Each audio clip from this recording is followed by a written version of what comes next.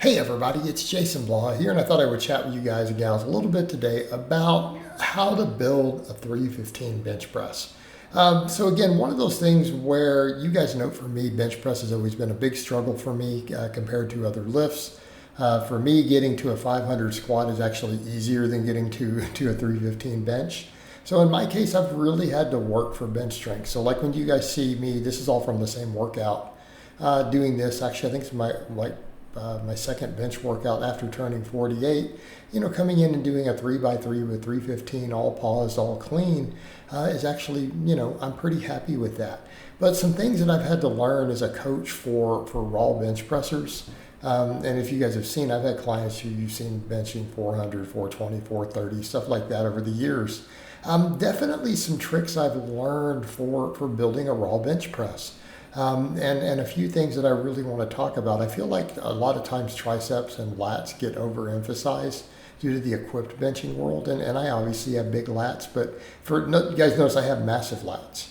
My lats never truly gave me a huge carryover to my bench. And the stuff that really helped me with my bench the most, other than close gripping with triceps, like with the wider grip, in terms of accessories, hasn't been those things. It's been actually a little more specific. So in my case, a couple things I want to point out. What seems to actually help the most? Pause benching. Doing lots of pause benching. So notice when I bench, most of my benching tends to be wider grip. We tend to do pause work. I do a lot of pauses. You'll see me do a lot of 1 second pauses, 2 second pauses, stuff like that. But even then, like this normal work sets, this 3x3 was all done paused. There's no touch and go. We get in a little bit of a modest arch, real wide grip, but come in and pause everything.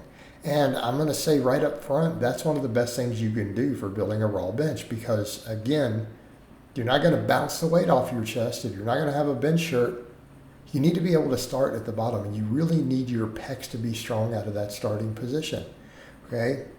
They need to be strong out of that starting position. Whereas when you start talking equipped benching, we saw tons of focus on bands and chains and tricep work. And how many of those guys you've even seen the coaches say, oh, we don't even need to pause, just do touch and go. Yeah, because it's shirted benching and it's a different ballgame, and they just want to get that stretch reflex and then the lockout. And the lockout is everything.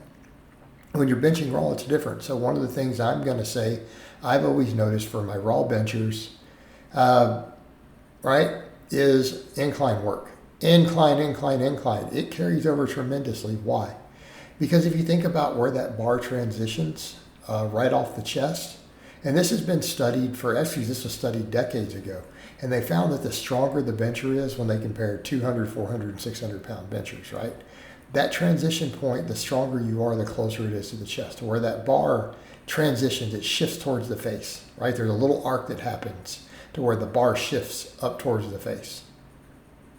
Really strong benchers, it happens closer to the chest, all right? And what we have happen there, that transition towards the face is more similar to an incline bench. Okay, you see where we're going?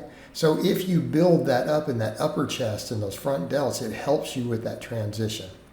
So I'm going to say right off the bat, if you stick where the bar transitions, like if you film yourself and you find that transition point, like watch your own bench, and do a heavy bench and film it from the side and trace the bar path. And then find that bar path. And if that's where you stick, and it's very common, that transition point's a really common one, then incline benching will improve your bench.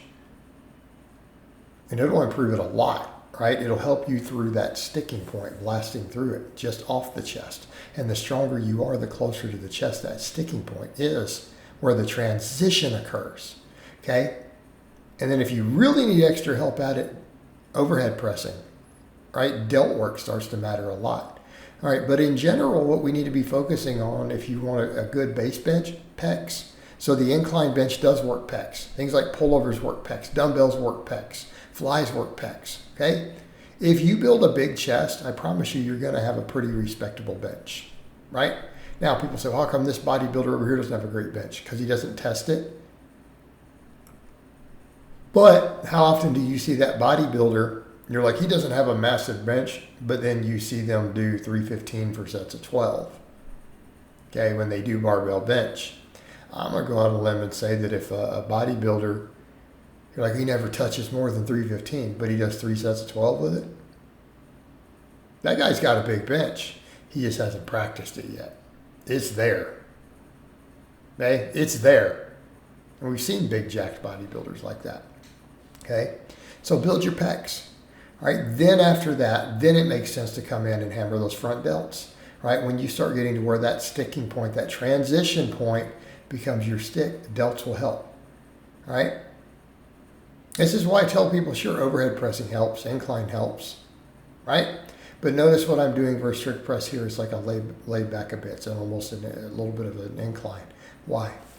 Because again, this will give you the bench carryover because it is that upper chest and the front delts you want. But it doesn't just need to be overhead work. Front raises are enormous there. And they taught this even at Westside. How many of the top benchers out there, they do these. They do front raises. They do all that front delt work. And you get people who are like, oh, you don't need all that if you're pressing. But you do if you want a big bench, especially if you struggle with that transition. But here's what I'm going to say. Triceps still matter. So I threw triceps in as the very last exercise after all this. And here's what I want to say on that. Triceps won't always improve your bench as much as you would like for a raw bencher. Okay? Especially if you do a wider grip. What they will do is keep your shoulders healthier though. Okay? Because what happens if your triceps are too weak at the lockout? You try to use those strong delts to compensate. The bar drifts further towards the face. Okay?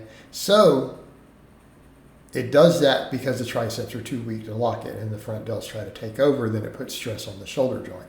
So what I will say with a lot of this, as long as your delts are not a limit, then you would definitely want to make sure your triceps are strong because they will help keep you from getting injured so that you can properly utilize those front delts on the back end of it, right, towards the top. So again, I will always say triceps still matter in terms of that, if nothing else, the bar path. Right? They still obviously affect your ability to maintain that proper bar path. Even though they may not be giving you a whole lot more than a few pounds to your actual max, they absolutely will affect your ability to maintain a stable bar path and a bar path that's easier on the shoulders near the lockout. So I do want to throw in there still that yes, building your triceps matters, but it is not going to matter as much as the pecs. The pecs are always going to get you started. Front delts in your upper chest are going to help you if you stick at that transition point instead of sticking right off the chest, okay, right at the chest.